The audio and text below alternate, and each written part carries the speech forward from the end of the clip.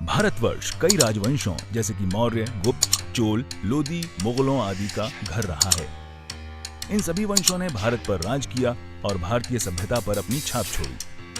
सन 1526 से 1858 के दौरान प्रभावी मुगल साम्राज्य की झलक हम आज भी वास्तुकला के कई अजूबों जैसे कि ताजमहल, हुमायूं के मकबरे इत्यादि के रूप में देख सकते हैं। इस वीडियो में हम आपको मुगल साम्राज्य के विभिन्न पहलुओं से अवगत कराएंगे। मुगल प्रसिद्ध मंगोल सम्राट चंगेज खान और टर्किक सम्राट तिमूर के वंशज थे। सन 1504 में मुगल साम्राज्य के संस्थापक बाबर को अफगानिस्तान में स्थित काबुल का राजा घोषित किया गया। एक बेहतर साम्राज्य की तलाश में बाबर ने अपनी सेना के साथ भारत की ओर रुख किया और सन 1526 में पानीपत की लड़ाई में इब्राहिम लोदी को हराकर उन्होंने दिल्ली और आगरा की रियासत पर कब्जा कर लिया। इब्राहिम लोदी की हार के बाद भारतीय उपमहाद्वीप के उत्तरी भागों में धीरे धीरे मुगल साम्राज्य का प्रभाव बढ़ने लगा। ये तेजी से बढ़ता हुआ प्रभाव न केवल मुगलों की एक सशक्त सैन्य शक्ति का असर था, बल्कि समकालीन महाराजाओं के साथ किए गए उनके सोचे समझे राजनीतिक गठबंधन का भी परिणाम था। उदाहरणतया देश के उत्तर पश्चिमी भाग में अपनी पकड़ बढ़ाने के लिए उन्होंने कई राजपूत राजकुमारियों से विवाह किए। मुगल साम्राज्य का स्वर्णिम कार्यकाल माना जाता है सम्राट अकबर के शासन को। सन 1542 में अबुल फतेह जलालुद्दीन मोहम्मद के रूप में जन्मे अकबर द्वितीय मुगल सम्राट हुमायूं के पुत्र थे। हुमायूं की मृत्यु के बाद 13 वर्ष की छोटी सी उम्र में अकबर को मुगल सल्तनत का शहंशाह घोषित किया गया।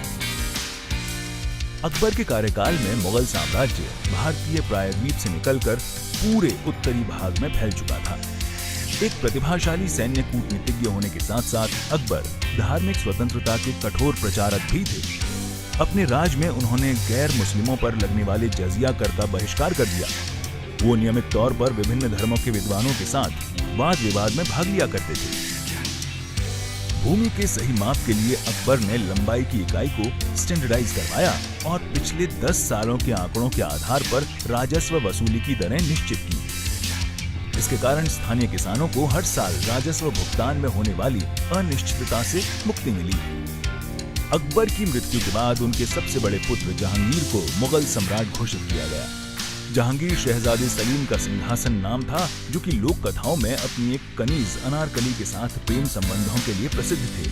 जहांगीर के कार्यकाल में मुगल साम्राज्य की स्थिरता बनी रही। इसी समय अंग्रेजों का भारत आगमन हुआ और उन्होंने देश में व्यापार के लिए अधिकार हासिल कर लिए।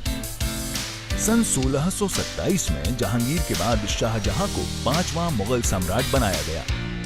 शाहजहां को मुगल वास्तुकला का महारथी माना जाता है, क्योंकि भारत के कई शानदार स्मारकों जैसे ताजमहल, लाल किला, जामा मस्जिद इत्यादि का निर्माण उन्हीं के कार्यकाल में हुआ। अपने कार्यकाल के आखिरी वर्षों में जब शाहजहां बीमार पड़े तो उनके पुत्रों के बीच सिंहासन के लिए युद्ध शुरू हो गया।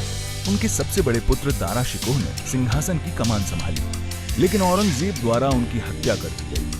सिंहासन हट जाने के बाद औरंगजेब ने शाहजहां को हिरासत में ले लिया और उन्हें एक कैदी का जीवन जीने को मजबूर कर दिया। औरंगजेब का शासनकाल मुगल साम्राज्य के सैन्य वर्चस्व का समय था। देश के दक्षिणी भागों में अपनी पकड़ बनाने के बाद मुगल साम्राज्य का लगभग पूरे भारतीय प्रायद्वीप पर एक छत्र राज हो चुका था। साम्राज्य के लगातार होते हुए विस्तार ने मुगलों की गरिमा को तो बढ़ाया, लेकिन साथ ही उन्हें युद्ध कोष जुटाने के लिए काफी बड़ी राशि खर्च करनी पड़ी। औरंगजेब के जजिया कर को बहाल करने के फैसले से गैर मुस्लिमों के बीच एक असंतोष की भावना पैदा हो गई। उधर सिखों और मराठों के द्वारा होने वाले विद्रोहों ने भी साम्राज्य के लिए काफी समस्याएं खड़ी की। इन सभी कारणों और आने वाले मुगल सम्राटों की